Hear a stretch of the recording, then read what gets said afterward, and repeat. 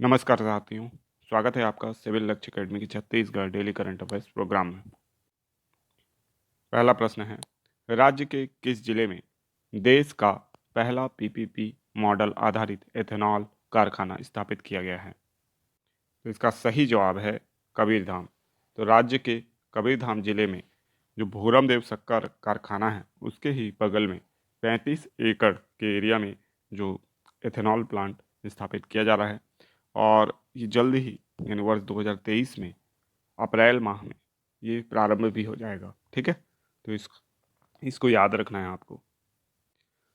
Next question है, छत्तीसगढ़ के किस अभियान को अंतर्राष्ट्रीय पहचान मिली है तथा अमेरिका के IACP 2022 अवार्ड के लिए चयनित किया गया है? तो इसका सही जवाब है निजात। तो निजात अभियान को अंतर्राष्ट्रीय पहचान भी मिली है और IACP 2022 अवार्ड के लिए चयनित किया गया है। और ये जो हमारे पूर्व कोरिया ज़िले के IPS थे संतोष जी सिंह, है ना, उनके द्वारा ये कोरिया ज़िले में भी शुरू किया गया था। फिर राजनांदगांव पुलिस के द्वारा भी इसको चलाया जा रहा था। ठीक है, तो राजनांदगांव पुलिस द्वारा चलाया जा रहा जो ये कह सकते हैं अभियान है निजात अभियान, जो कि नशा विरोधी अभियान है, इसे IACP अवार्ड के लिए चयनित किया गया है। ठीक है, तो इसको आपको याद रखना है। नेक्स्ट क्वेश्चन है, छत्तीसगढ़ के किस क्रिकेट खिलाड़ी छत्तीसगढ़ के क्रिकेट खिलाड़ी हरप्रीत सिंह भाटिया IPL की किस टीम का हिस्सा बने हैं?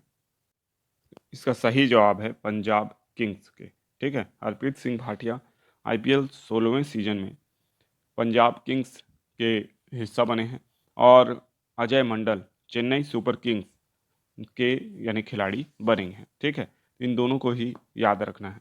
ठीक है, और ये छत्तीसगढ़ के हैं और IPL 16 में ये छत्तीसगढ़ के खिलाड़ी रहेंगे। नेक्स्ट क्वेश्चन है, छत्तीसगढ़ में किस जिले में स्थित क्रोमियम और निकल का अकेला ब्लॉक 78,000 करोड़ में नीलाम हो गया है? तो इसका सही जवाब है महासमुंद में। क्रोमियम निकल का अकेला ब्लॉक जो है छत्तीसगढ़ में वो महासमुंद जिले के केलवार, डबरी और भालूकोना में है और इसकी नीलामी हो गई है 78,000 करोड़ रुपए में। ठीक है, तो इसको याद रखना है आपको।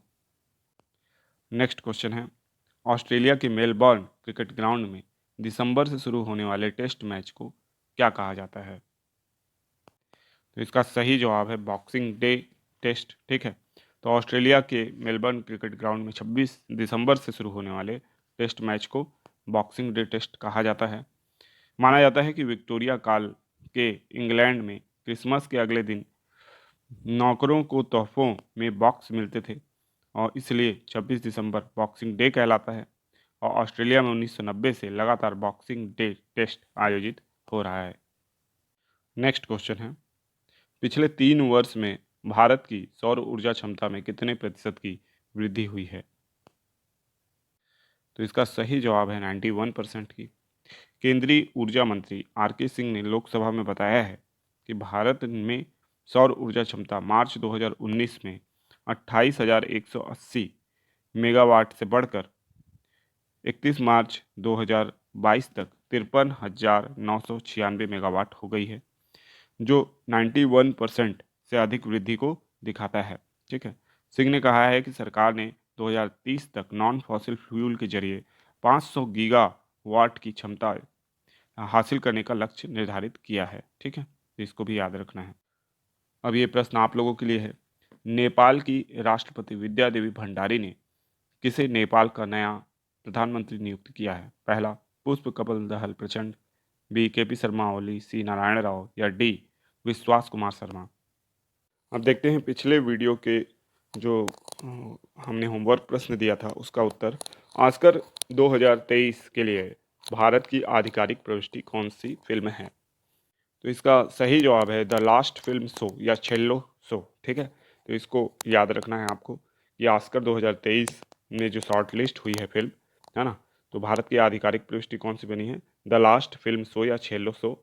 इसके डायरेक्टर जो हैं पॉन नलिन हैं और ये best international feature film category में सेलेक्ट हुई है।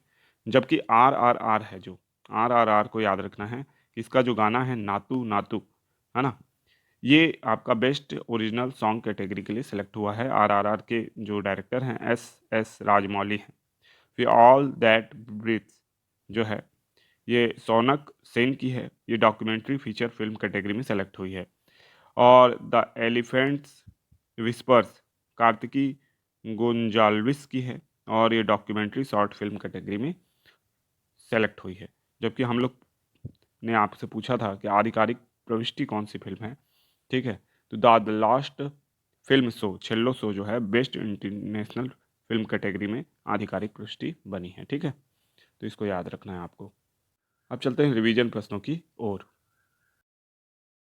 सामाजिक प्रगति सूचकांक 2022 की रिपोर्ट में छत्तीसगढ़ का सर्वाधिक अंक लाने वाला जिला कौन सा है? तो इसका सही जवाब है दुर्ग। तो दुर्ग जो है वो सर्वाधिक अंक लाने वाला जिला है। इसका अंक आया है 63.6, ठीक है। तो इसको याद रखना है। रायपुर जो कि देश की राज्य की राजधानी है, इसका अंक आया है 68.8%, 61.8%, ठीक है। इसके बाद राजनांदगांव का अंक आया है 58.2 और बिलासपुर 56.6 आया हुआ है इसका अंक, ठीक है। तो इसको याद रखना है आपको। साथ ही साथ आपको ये भी याद रखना है कि जिस प्रकार हमारे राज्य में दुर्ग पहले स्थान पर है, उसी प्रकार देश में पांडिचेरी जो है या पुदुचेरी सर्वश्रेष्ठ प्रदर्शन करने वाला क्षेत्र है, ठीक है। तो सामाजिक प्रगति सूचकांक 2022 में पांडिचेरी देश में पहले स्थान पर है। नेक्स्ट क्वेश्चन है, हाल ही में ओपन एयर म्यूजियम का शुभारंभ कहाँ किया गया है? तो इसका सही जवाब है सोनाखान। तो ओपन एयर म्यूजियम का जो शुभारंभ है 20 दिसंबर को सोनाखान में मुख्यमंत्री श्री भूपेश बघेल जी के द्वारा किया गया। यहाँ पे ऑडियो वर्चुअल सेटअप और ऑडियो विजुअल सेटअप जो है द्वारा शहीद वी नारायण सिंह की जीवनी का प्रदर्शन किया जाएगा। और यहाँ पे जो जीवनी को लगाया गया है जिसमें डिटेल लिखी गई है वो कॉटन स्टील में लिखा गया है। इस स्टील की खासियत ये है कि ये विशिष्ट स्थानों पे इसे लगाया जाता है और इसकी जो लाइफ है वो ज़्यादा होती है, ठीक है। तो इसको भी याद रखना है। नेक्स्ट क्वेश्चन है, बैक फ्रॉम द ब्रिंक पुस्तक किस पशु पर लिखी गई है? तो इसका सही जवाब है वन भैंसा। तो वन भैंसे पे लिखी गई पुस्तक है बैक फ्रॉम द ब्रिंक, ठीक है। सीएम भूपेश बघेल जी के द्वारा इसका विमोचन किया गया है। Wild life trust of India द्वारा लिखी गई ये पुस्तक है। और क्योंकि वन भैंसा राज्य का राजकीय पशु भी है तो इसलिए यह पुस्तक विशेष हो जाती है। और इस पुस्तक का नाम आपको याद रखना है back back from the brink, ठीक है। नेक्स्ट क्वेश्चन है, हॉकी विश्व कप 2023 किस राज्य में आयोजित होगा? तो इसका सही जवाब है ओडिशा। ओडिशा में हॉकी विश्व कप 2023 का आयोजन किया जाएगा, ठीक है। तो इसको याद रखना है आपको। 24 दिसंबर को यह ट्रॉफी छत्तीसगढ़ में पहुंचेगी जिसका अनावरण सीएम भूपेश बघेल जी के द्वारा होगा। छत्तीसगढ़ में इसका यह अंतिम पड़ाव होगा, ठीक है। तो इसलिए भी इसको याद रखना है। साथ ही साथ 13 से 29 जनवरी 2023 तक इसका आयोजन ओडिशा में किया जाएगा, ठीक है। और जो आयोजन है हॉकी विश्व कप का वो भुवनेश्वर और राउरकेला में होगा। आपको बता दें कि उड़ीसा ऐसा राज्य है जिसने हॉकी खेल को बहुत ज़्यादा मदद की है। इवन भारत सरकार से भी ज़्यादा मदद की है। न केवल फाइनेंशियली बल्कि मोरली भी बहुत ज़्यादा मदद की है। मोरल उठाने के लिए बहुत सा प्रयास किया है।